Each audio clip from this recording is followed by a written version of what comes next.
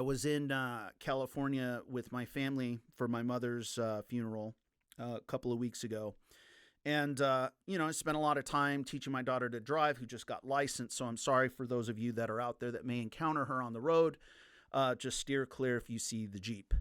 Um, but her and I were talking, and, our family, like it or not, you can criticize me if you will, but I'm of the mind that I don't want to hide my children from the world that they will enter into one day. And by that meaning, I'm not saying I permit everything, but I'm not going to create opportunity where my kids become fascinated with something outside in the world, that I have guarded and protected them against, to the point to where they become rebellious and are drawn to and pursue the opposite of how I've led them. So obviously things that are beyond inappropriate, I certainly won't allow them to be exposed to. The world will get to them eventually with that stuff, and they'll have to choose to go the other direction.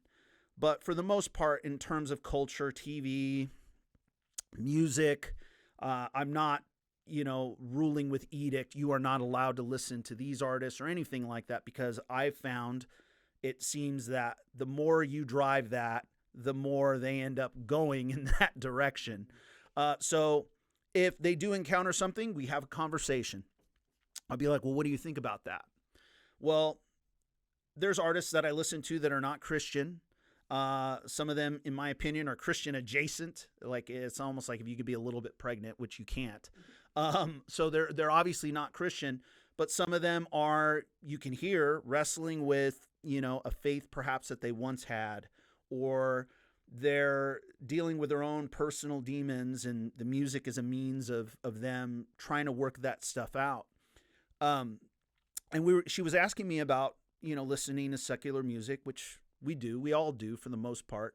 And where we arrived in that conversation was, well, it's a matter of conscience, right? If something is producing or leading you or getting you in a thought space that isn't healthy, or is the opposite of what would please God, or get you in a bad frame of mind, then perhaps you shouldn't engage in that. When I first got sober, before I got sober, I was a huge Alice in Chains fan, loved Alice in Chains. Nobody in my mind for that period of time captured what it was like to be an addict better than Lane Staley lyrically during that time period. And I will say, after I got sober, immediately after, I noticed I did need to distance myself from some of that music. And primarily, it was because it didn't allow me to move on, right? It just kind of had me circle the drain of the terrible place that God had just rescued me from. And it didn't make sense for me to continue to entertain and allow myself to, give any space to that heart, as broken as it is. And I listen to it now, and I can see at the time it was very cathartic. It was good to feel that someone knows what I was feeling, what it felt like to be a junkie at that age. And but I wasn't a junkie anymore. God delivered me, so it didn't have the same effect. But my daughter and I were talking, and she brought up a particular song, a Bring Me the Horizon song, and I'm not going to get into the lyrics, but you can tell this guy is definitely not a fan of Christianity.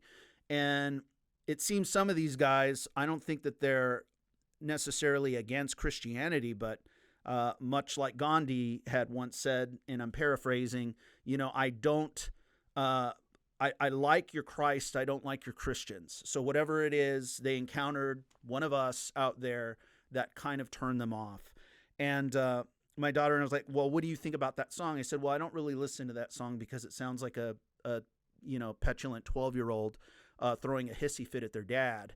And I said, so it doesn't bother me. And I said, so I just don't listen to it. And she goes, yeah. She goes, I think about that sometimes. And then I posed a question. Well, how would you feel if I was infatuated with a song that was a diss track against you? And I kept telling you, hey, don't worry, I don't feel this way about you. But whoever this artist was that produced this song is totally taking it to you, but I really dig the beat. So I'm just going to keep listening to it, and hopefully you don't get too offended. Most of us would still take that to heart, right? Look, no one likes being criticized. No one likes being the object of scorn. But there is something to be said about deciding for yourself with your own conscience what's okay for you and what's not, and let the Lord guide you in that way.